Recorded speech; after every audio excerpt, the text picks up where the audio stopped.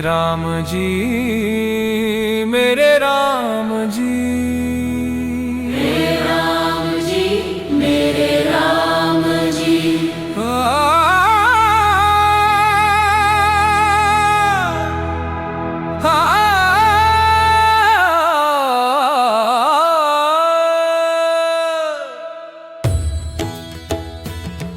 हे राम जी मेरे राम जी, राम जी मेरे राम जी। हे राम जी मेरे राम जी। हे राम जी मेरे राम जी।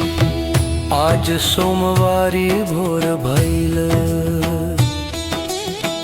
गूंजे महादेव के नाम।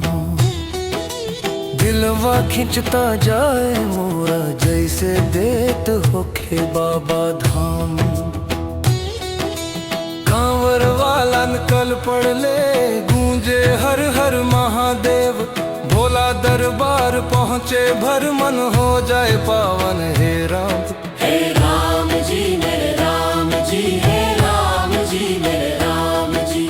राम जी मेरे राम जी। हे राम जी मेरे राम जी।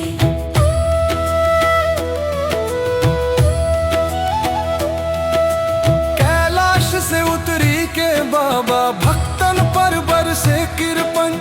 भस्म लगा के नीलकंठवा, कटा देते सब दुख दर्पण। जल चढ़वत शिवलिंग पर, मनवा हो जाला निर्मल। भोलेनाथ के पावन चरणन छूते ही मिलेला फल अमल।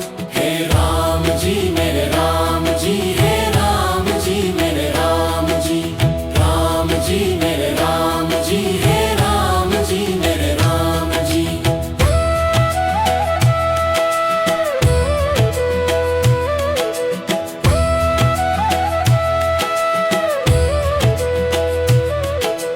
डमरू बाजे टन टन टन, धरती अंबर हिल जाला।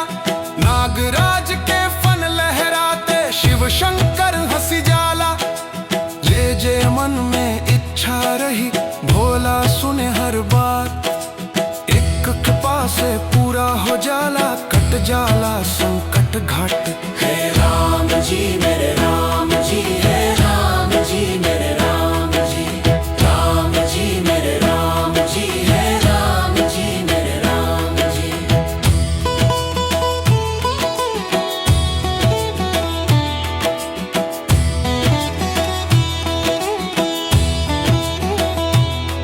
त्रिशूल धरे त्रिनेत्रधारी, सबके दुख हर ले।